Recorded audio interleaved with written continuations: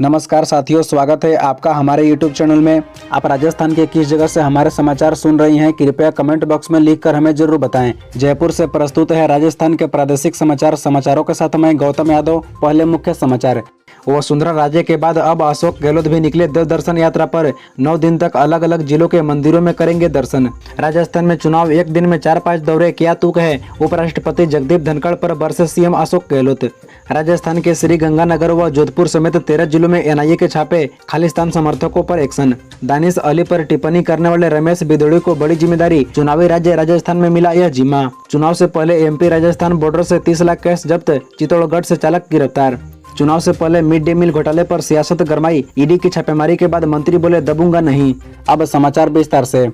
पहली बड़ी खबर। पिछले कुछ महीनों में पूर्व मुख्यमंत्री वसुंधरा राजे ने 3 बार देव दर्शन यात्राएं की। इस दौरान वे अलग अलग जिलों में जाकर मंदिरों में धोख लगाती और हजारों समर्थकों से मिलती। विधानसभा चुनाव से ठीक पहले अब मुख्यमंत्री भी देव दर्शन यात्रा पर निकले हैं। आगामी 9 दिनों में सीएम अशोक गहलोत 18 जिलों को कवर करेंगे। इस दौरान अलग अलग जिलों के मंदिरों में जाकर वे दर्शन करेंगे। भगवान के चरणों में शीश झुकाकर वे प्रदेशवासियों की खुशहाली के साथ प्रदेश में कांग्रेस की सरकार को रिपीट करने की दुआ मांगेंगे। दर्शन के साथ ही वे मंदिरों में भक्तों से मिलकर सीधे आम जन से जुड़ने की कोशिश करेंगे।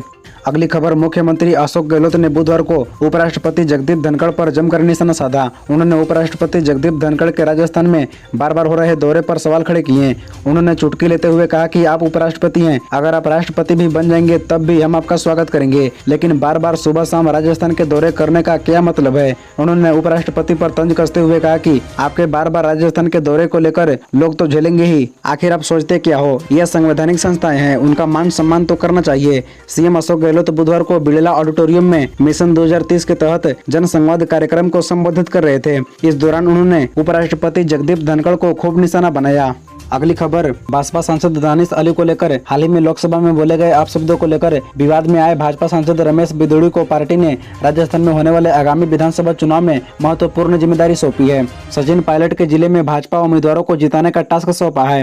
राजस्थान कांग्रेस के पूर्व प्रदेश अध्यक्ष और पूर्व मुख्यमंत्री सचिन पायलट वर्तमान में टोंक से विधायक हैं और यह माना जा रहा है कि पायलट इस बार भी वहीं से चुनाव लड़ सकते हैं। पायलट गुर्जर समुदाय से ताल्लुक रखते हैं और कांग्रेस आला कमान की ओर से उन्हें मुख्यमंत्री नहीं बनाए जाने से नाराज गुर्जरों को लुभाने के लिए भाजपा ने अपने एक गुर्जर सांसद रमेश बिदोड़ी को पूरे टोंक जिले का प्रभारी बनाकर बड़ी जिम्मेदारी सौंप दी है। बता दें कि टोंक जिले को सचिन पायलट का गढ़ भी माना जाता है। अगली खबर। राजस्थान में नवगठित जिले राजस्थान के ब्यावर तेजा स्थल पर लगाए गए झूले क्षेत्र में करंट लगने से झूला वाले परिवार की एक महिला सहित 3 सदस्य गंभीर रूप से घायल हो गए। तीनों को गंभीर हालत में राजकीय अमृत कौर चिकित्सालय में ले जाया गया। अस्पताल में महिला को मृत घोषित कर दिया गया, जबकि दोनों घायलों का उपचार जारी है। घायलों में मृतक महिला का पति और उसका देवर शामिल है। बता दें कि घटना के बाद मेला स्तर पर हड़कंप मच गया। खबर लगते ही ब्यावर जिला प्रशासन और पुलिस के अधिकारी मौके पर पहुंचे तथा घटना की जानकारी ली। बता दें कि हादसे के तत्काल बाद विद्युत निगम की ओर से बिजली सप्लाई को बंद कर दिया गया, जिसके बाद फिर से सुचारू किया गया। घटना को लेकर झूले वाले परिवारों में शोक की लहर दौड़ गई है। अगली खबर। राजस्थान के श्रीगंगानगर व जोधपुर समेत 13 जिलों में एनआईए के छापे, खालिस्तान समर्थकों पर एक्शन। बता दें कि भारत और कनाडा के बीच विवाद का कारण बने खालिस्तान की आंच अब राजस्थान तक पहुंच गई है। राष्ट्रीय जांच एजेंसी ने खालिस्तान के समर्थक करने वालों पर राजस्थान के करीब 13 शहरों में दबिश दी है।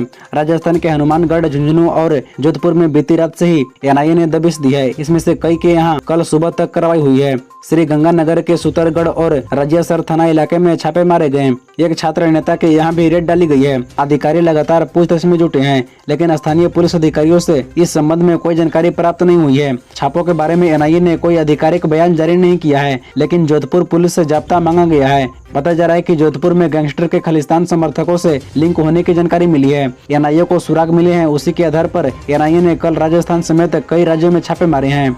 अगली खबर। भारतीय जनता पार्टी के राष्ट्रीय अध्यक्ष जेपी नड्डा और केंद्रीय गृह मंत्री अमित शाह बुधवार शाम जयपुर पहुंचे।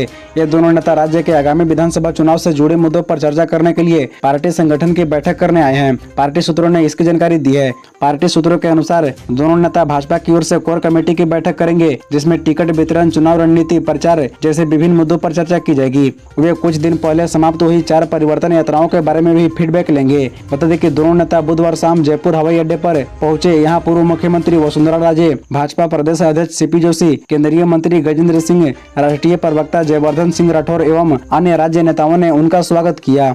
अगली खबर, विधानसभा चुनाव से पहले राजस्थान मध्य प्रदेश सीमा पर चित्तौड़गढ़ में पुलिस और एनसीबी ने संयुक्त कार्रवाई करते हुए 30 लाख रुपए नकद समेत एक युवक को डिटेन किया है। युवक मध्य प्रदेश का निवासी है। पुलिस मामले में पूछताछ कर रही है।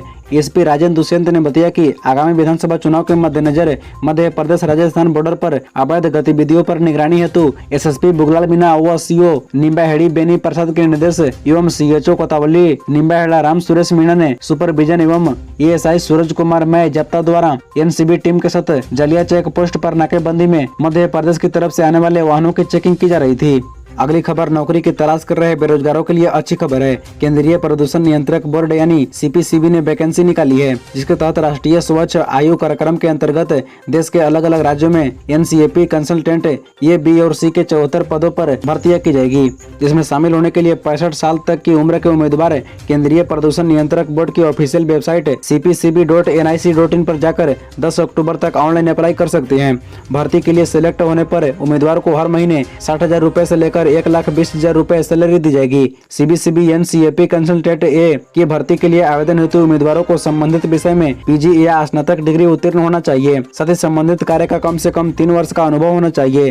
कंसल्टेंट बी के लिए अनुभव न्यूनतम 5 वर्ष और कंसल्टेंट सी के लिए कम से कम 10 वर्ष होनी चाहिए। तीनों ही कैटेगरी के लिए अधिकतम आयु सीमा 65 वर्ष निर्धारित है।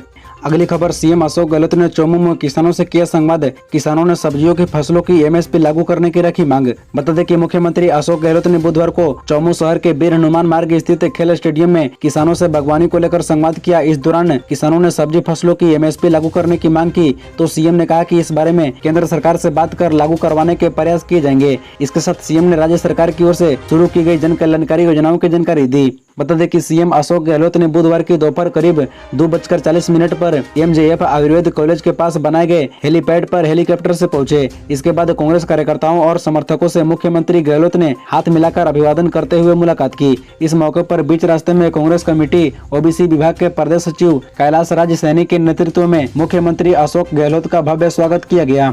अगली खबर, उदयपुर के डबोक में बिजली की कटौती से परेशान ग्रामीण और व्यापारियों ने पावर हाउस स्थित बिजली विभाग दफ्तर के बाहर प्रदर्शन किया। डबोक ग्राम पंचायत के उप सरपंच ललित पालीवाल के नेतृत्व में बड़ी संख्या में लोग विभाग पहुंचे और नारेबाजी करने लगे। अपनी मांग को लेकर प्रदर्शन कर संबंधित अधिकारियों को ज्ञापन सौंपा। डबोक उप सरपंच ललित पालीवाल ने बताया कि पिछले 2 महीने से अधिक समय हो चुका है। डबोक ग्राम पंचायत के सभी क्षेत्रों में बिजली कटौती से ग्रामीण परेशान हो गए। अब आए दिन बिजली की कटौती की जाती है, जिससे व्यापारी वर्ग से लेकर ग्रामीण स्कूली बच्चों को परेशानी का सामना करना पड़ रहा है। हल्की बारिश या हल्की हवा शुरू होते ही बिजली कटौती की जाती है, जिससे लोगों की गर्मी की वजह से बुरे हाल हो गए हैं।